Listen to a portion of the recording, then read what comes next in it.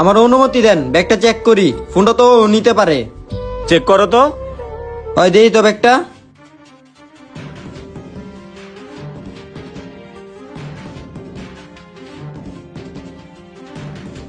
দেখছেন ভাই, ফোনটা ওর ব্যাগের ভিতরে। ফোনটা তো ওই চুরি করছে। আমাদের কাছে মিথ্যা কথা কইছে আর মিথ্যা নাটক করে কান্না করছে। এবার প্রমাণ পাইছেন তো যে আমার ফোনটা জয় চুরি করছে?